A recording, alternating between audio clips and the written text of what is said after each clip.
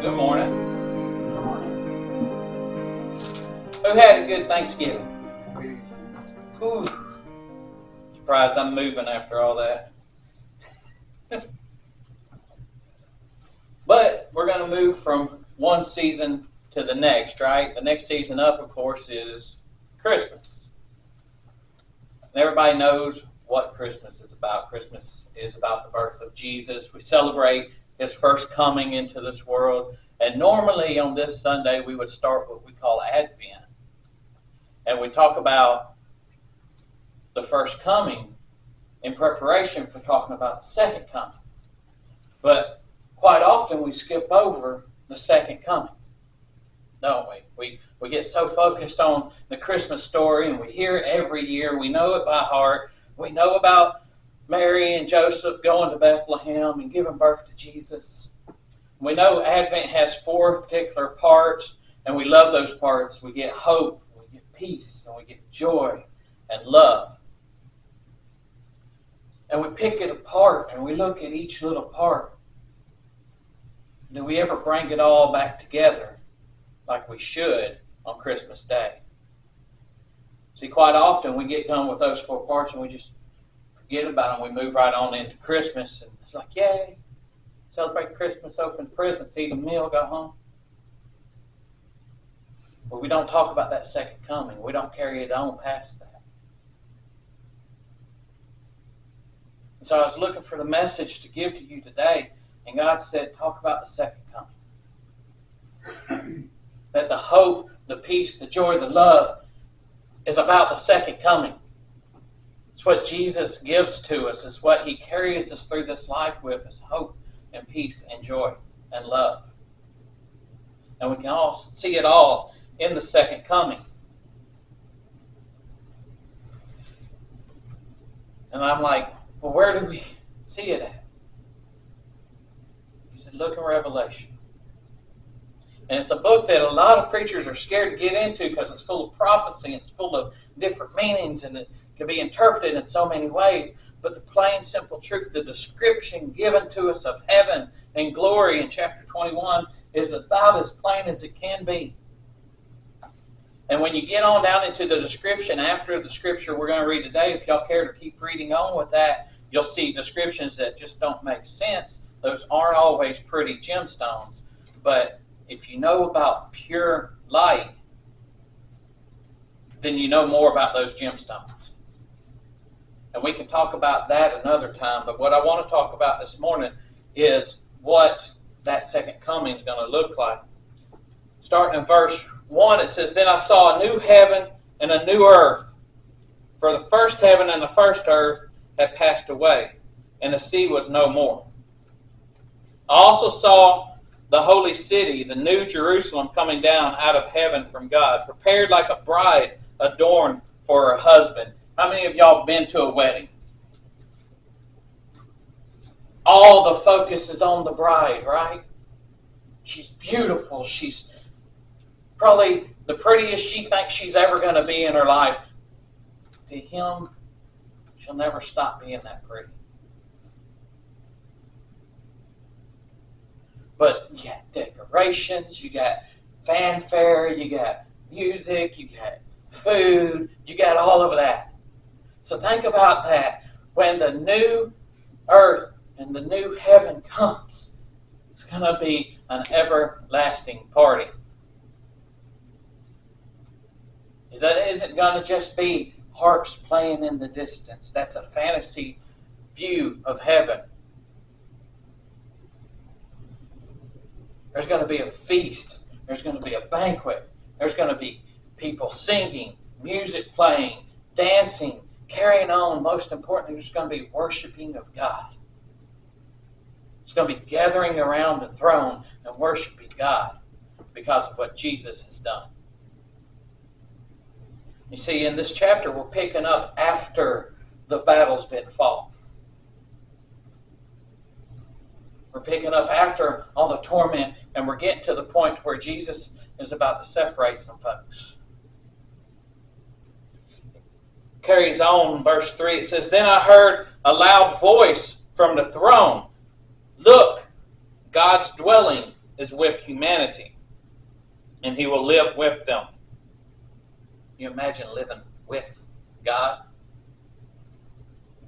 Not just having his presence, but having him there constantly.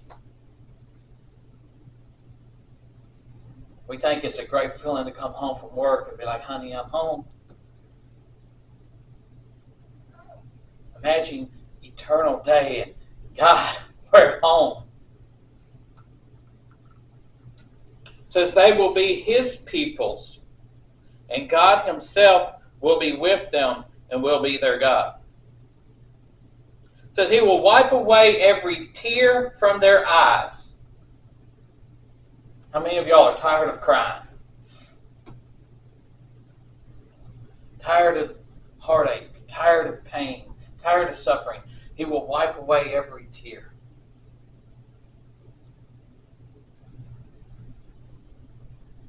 Death will be no more. Grief, crying, and pain will be no more. Because the previous things have passed away. See, in the new heaven and the new earth after the second coming of Christ, no more pain, no more death, no more grieving, no more crying. It's a beautiful song by Casting Crowns, says the only scars in heaven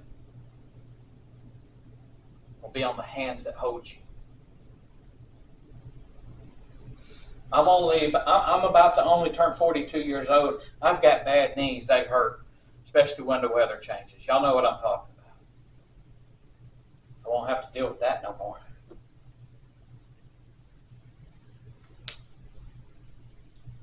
Beautiful lady I got the privilege of meeting before she passed. Had bad knees from polio. Couldn't kneel down and pray. She don't have to worry about that no more. She can kneel and she can pray. Emmy's back won't hurt no more. Your sides won't hurt. Your hips won't hurt. Your shoulders, your elbow. You won't get tennis elbow anymore. But your heart won't hurt.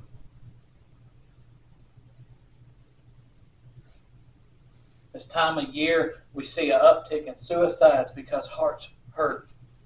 And they hurt a lot during this time of year because you're missing certain family members. But in that new heaven, your heart won't hurt anymore.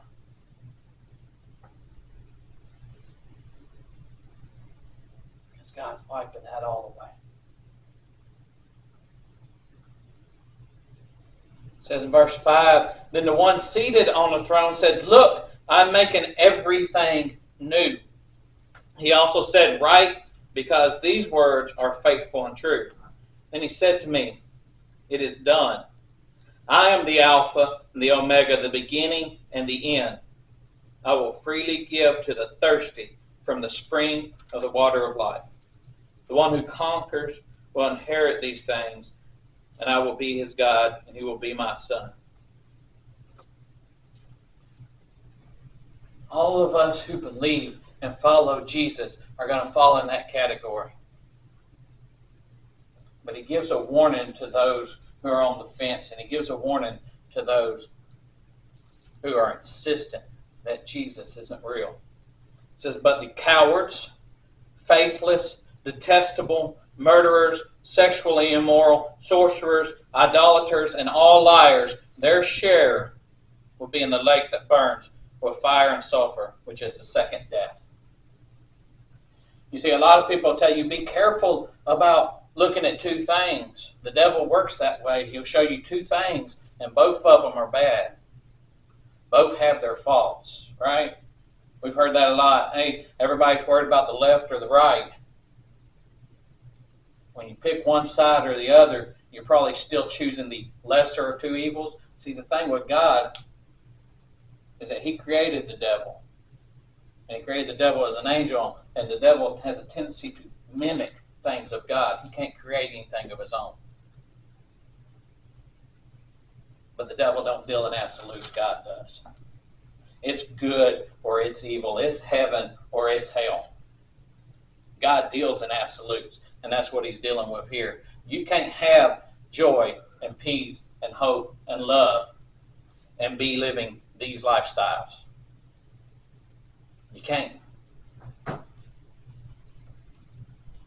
Cowards run away. They hide. They don't fight. They don't defend. They don't face fears. So they don't know what joy or peace or love or hope looks like, because they run away from everything that's going to bring those characteristics out. You get all those characteristics through trials and hardships, and cowards are running away from those. Faithless don't have God, and you can't have those without God. The detestable, or the murderers, or the sexually immoral, or the sorcerers, or idolaters, liars, they are all opposites of God. They are all opposites of what it means to have joy, or peace, or hope, or love. But when you look at all the rest of that, the new creation, the no pain, the no suffering, the no grieving, tears being wiped away, that's hope. We have that to hope for. We live a life in accordance with the teachings of Jesus Christ. We have that hope. And when you're living that life, you'll discover peace. Because no matter what the enemy brings against you, look, you can look at him and go, you can destroy this body, you can kill me, and I'll still have peace because I'll be with God.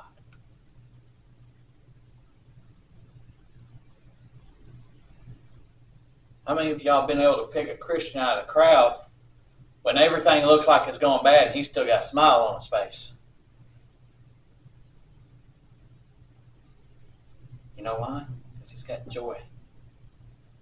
Because he knows in his mind and in his heart that there's no difference between the man that has nothing in God and the man that has everything in God. If I lost every possession I owned and still had God, I'm good. That's joy. You can't take that away from a follower of Christ.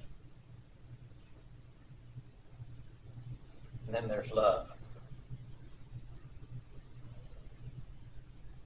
Letters from John tells us God is love. Anything opposite of God is going to be opposite of love. And I'm talking about true love, not this made-up love that this world thinks that they can shove down our throats, that they can deliver to us, and think that we have to give in and accept it. That's not love. That's lust. That's deceit. It's lies. It's loneliness, and it's lost. Because no matter how much they say, oh, I'm happy with it, they're still searching for something. Those of us who know the true love of Jesus Christ have found what it is they're searching for. We have that promise in the new creation that Christ is making for us, in the new heaven and the new earth that He's preparing to bring down on this earth when all things are done. Then all of those who have lived opposed to God, all of those who live in those categories that He listed, they're going to that second death. And it's unfortunate. I want you to think about that. He's given us a task, not to force them to accept God, but to present God to them. We need to live a life that shows the characteristics of God. We need to talk about God and Jesus and show the love of Christ. They've got to make their own decisions. And sometimes those decisions are going to hurt our feelings because they're going to choose to stay in that lost and lonely lifestyle.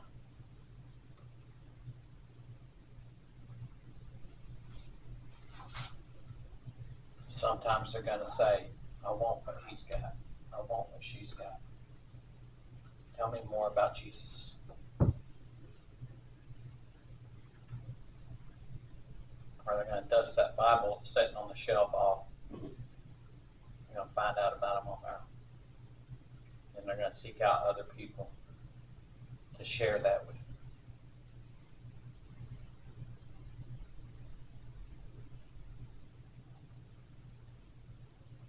So instead of going through all the birth story of Jesus, as much as we love it, I'm going to save that for next week when we have our celebration here. I want to tell you what He's preparing for us. It's heaven. And it's not going to be, we have to go up there to it. He's bringing it down here to us. There's a whole description of it if you really want to continue reading this chapter. I told you a little bit about pure light. It tells us there's no sun. There's no light source because the light comes from God in the rest of this chapter. Because God is there, there is light. That's pure light. Scientists have taken different gemstones and put them under magnification through pure light. And what they discovered is the ones that we think are pretty, diamonds, emeralds, stuff like that, they're black.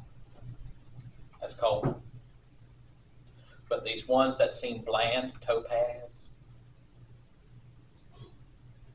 carnelian, there's other ones in there. They are an array of colors and beauty. It's beyond compare. That's why when it tells you that the streets are made of pure gold as clear as glass, we can't comprehend that. When they put gold under that light and shine that light through it, it was clear, crystal clear. The Bible had already described something that we didn't have the technology to look at until recently.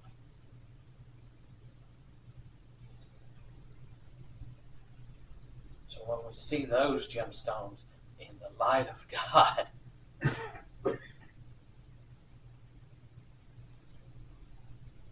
nothing else will compare. That's what Jesus is creating for us. That's what we have to hope for.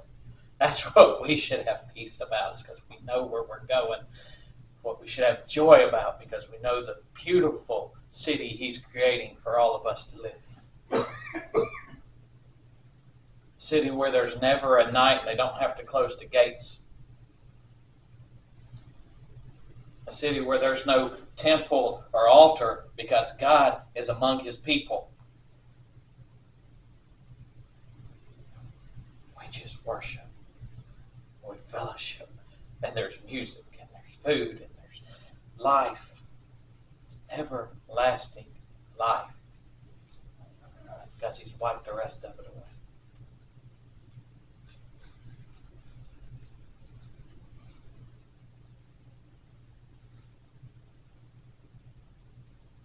City with pure love. That's what we have to look forward to. That's the second coming. There's going to be trials. There's going to be tribulations. There's going to be a great war. There's going to be battles. There's going to be all sorts of other things that are devastating. But if we stay the path with Jesus,